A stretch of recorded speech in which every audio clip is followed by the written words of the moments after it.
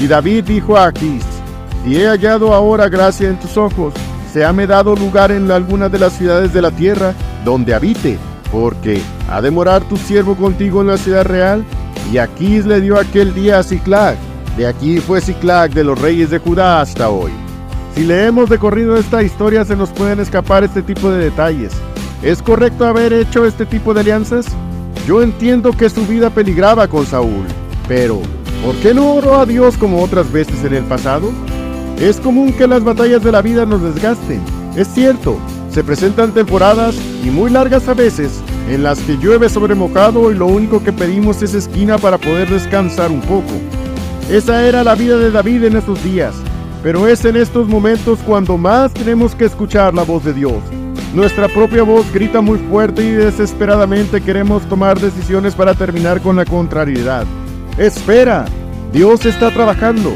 Nunca lo olvidemos.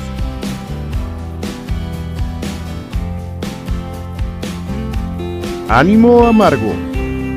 Y David fue muy angustiado, porque el pueblo hablaba de apedrearlo, porque todo el pueblo estaba con ánimo amargo, cada uno por sus hijos y por sus hijas, mas David se esforzó en Jehová su Dios. Primer libro de Samuel, capítulo 30, versículo 6. ¿Cuántas veces no hemos visto la amargura plasmada en este planeta? Muchas personas, más de las que quisiéramos saber, viven aflicciones de todo tipo sin poder salir de ellas. Es más, tú mismo has pasado o puedes estar pasando un tiempo de ánimo amargo. Nos enteramos de países enteros sujetos a aflicciones desmedidas, y parece que nadie puede hacer nada para aliviar en algo la contrariedad que viven. ¿Quién puede negar la evidente amargura de una mujer cuyo esposo fue secuestrado y forzosamente desaparecido? Se nos erizan los cabellos al conocer el amargo dolor de esos niños que reciben maltratos de todo tipo, sufridos de las manos de los que se supone deberían amarlos y protegerlos. Así podría escribir tantas y tantas cosas, pero eso sé que ya lo sabes. Veamos lo que dice el versículo que escogí. Primer libro de Samuel, capítulo 30, versículo 6. Y David fue muy angustiado, porque el pueblo hablaba de apedrearlo, porque todo el pueblo estaba con ánimo amargo, cada uno por sus hijos y por sus hijas, mas David se esforzó en Jehová su Dios. ¿Qué sucedió? La narración bíblica describe que los amalecitas, un pueblo enemigo de Dios, invadió la ciudad donde en este momento vivía David junto con sus 600 hombres y sus familias. Regresemos unos versículos más atrás para enterarnos de la situación. Primer libro de Samuel, capítulo 30, versículos 1 y 2. Y cuando David y los suyos vinieron a Siclag el tercer día, los de Amalec habían invadido el mediodía y a Siclag, habían desolado a Siclag y puéstola a fuego, y habíanse llevado cautivas a las mujeres que estaban en ella, desde el menor hasta el mayor, mas a nadie habían muerto, sino llevado e ídose su camino. El asunto es que hubo un momento, muy difícil de entender, en que todos los hombres de la ciudad de Siclag, donde vivían, se fueron y dejaron sin protección a las mujeres e hijos que habitaban con ellos. Los amalecitas se dieron cuenta de esta situación e invadieron la ciudad tomando cautivas a estas mujeres y a sus hijos. Cuando David y los suyos regresaron a la ciudad, en vez de ser recibidos por sus familias, tal como un padre es recibido por sus hijos y por su esposa después de un arduo día de trabajo, se encontró con esta devastadora escena. Primer libro de Samuel 30, versículos 3 al 5. Vino pues David con los suyos a la ciudad, y he aquí que estaba quemada a fuego, y sus mujeres y sus hijos e hijas llevadas cautivas. Entonces David y la gente que con él estaba, alzaron su voz y lloraron, hasta que les faltaron las fuerzas para llorar. Las dos mujeres de David, Ahinoam jezreelita y Abigail, la que fue mujer de Nabal del Carmelo, también eran cautivas. También a David le tocó. Sus dos mujeres, las que hasta este momento tenía, habían sido cautivas. Ninguno de aquellos 600 hombres estaba exento de esta angustia. Ese pueblo amalecita sabía perfectamente cómo aplicar su crueldad a sus enemigos.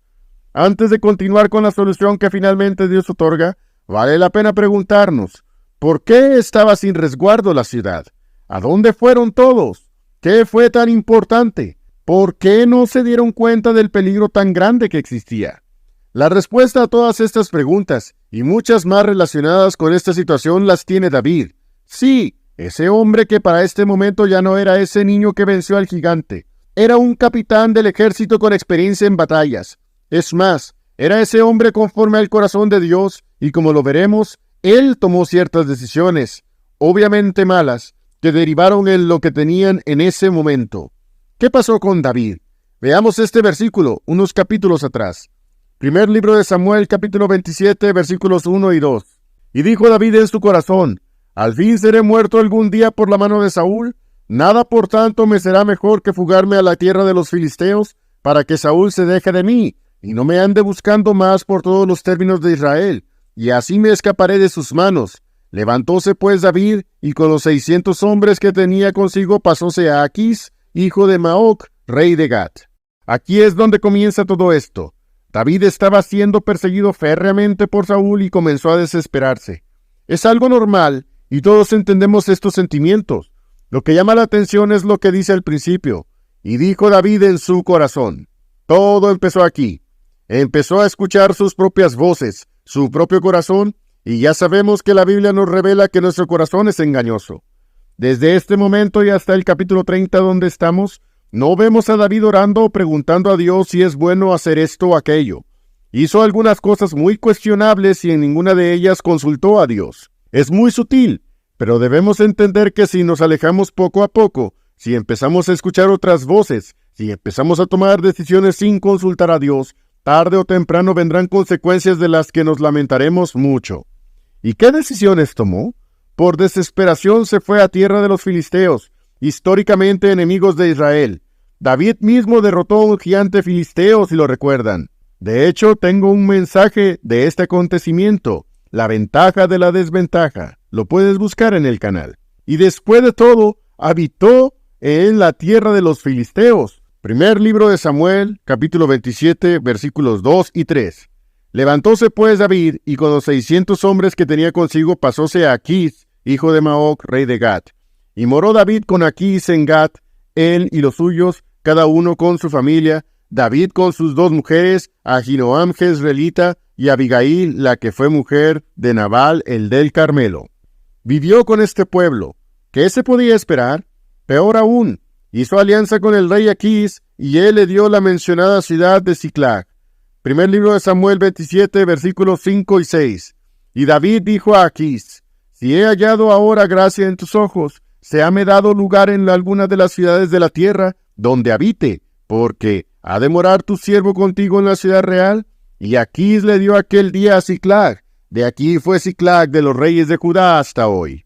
Si leemos de corrido esta historia, se nos pueden escapar este tipo de detalles. ¿Es correcto haber hecho este tipo de alianzas? Yo entiendo que su vida peligraba con Saúl, pero ¿por qué no oró a Dios como otras veces en el pasado? Es común que las batallas de la vida nos desgasten. Es cierto, se presentan temporadas, y muy largas a veces, en las que llueve sobre mojado y lo único que pedimos es esquina para poder descansar un poco. Esa era la vida de David en esos días, pero es en estos momentos cuando más tenemos que escuchar la voz de Dios. Nuestra propia voz grita muy fuerte y desesperadamente queremos tomar decisiones para terminar con la contrariedad. ¡Espera! Dios está trabajando. Nunca lo olvidemos. ¿Qué otras decisiones tomó David, por cierto? Y como lo mencioné antes, bastante cuestionables. Veamos en el capítulo 27 mismo, versículos 8 y 9.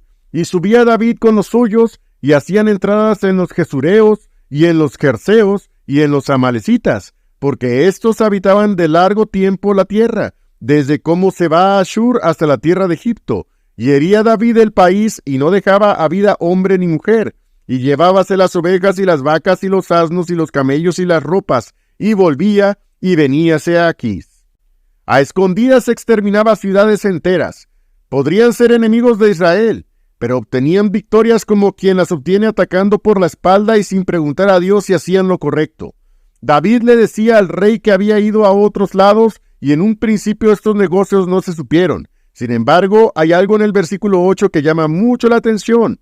Y subía David con los suyos, y hacían entradas en los Gesureos, y en los Jerseos, y en los, miren aquí, Amalecitas, porque estos habitaban de largo tiempo la tierra, desde cómo se va a Ashur hasta la tierra de Egipto. ¿Qué? Entre los pueblos que atacó estaban los Amalecitas. Así es, lo que hicieron en el capítulo 30 no fue de a gratis. David empezó con esta situación y ellos estuvieron buscando el mejor momento para vengarse. Tal vez al principio se sintió bien, y con esas victorias en estas incursiones se pensaba poderoso entre sus enemigos, pero eso después le cobró una factura muy cara. Por ello, mis hermanos, tomemos decisiones que Dios avala. No vaya a ser que recibamos un coletazo cuando menos lo esperamos. David estuvo haciendo tratos con los filisteos, y en todo eso poco a poco se fue relajando, comenzando a descuidar, junto con sus hombres, a sus propias familias. No había guardia, ni centinela, ni nada en la ciudad, y los dejaban solos, pensando que no pasaría nada. Total, siempre tenían victorias. Eso es algo para pensar. Pase lo que pase, no hay por qué descuidar a quienes más amamos. Regresemos ahora al capítulo 30. Veamos esta terrible escena en la que se dan cuenta David y los hombres del secuestro de sus familias. Esto es lo que leemos. Primer libro de Samuel 30, versículos 4 y 5. Entonces David y la gente que con él estaba, alzaron su voz y lloraron hasta que les faltaron las fuerzas para llorar. Las dos mujeres de David, Ahinoam jezreelita y Abigaila, que fue mujer de Nabal del Carmelo, también eran cautivas. Aun cuando David era el líder, y a él también le tocó este infortunio, todos tenían culpa de estar metiendo las narices en negocios cuestionables. Eso me pone a pensar que cada uno de nosotros tiene responsabilidad en las decisiones que tomamos y no es pretexto decir que fuimos movidos por seguir a un líder. Ese es un gran problema, pues es una realidad que somos tendientes a seguir a personas en un liderazgo, pero también Dios nos dio el razonamiento para saber y entender cuándo las cosas están bien o mal hechas. Preguntémonos, ¿es algo que Dios aprueba? ¿Glorifica su nombre? Eso es un buen comienzo, y si todavía tenemos dudas, oremos a Dios. Ahora, cuando el problema ya está presente, así como lo tiene David en este momento, ¿qué hacer? No podemos quedarnos con los brazos cruzados. Era algo horrible, ese sentimiento que ningún padre de familia quiere tener.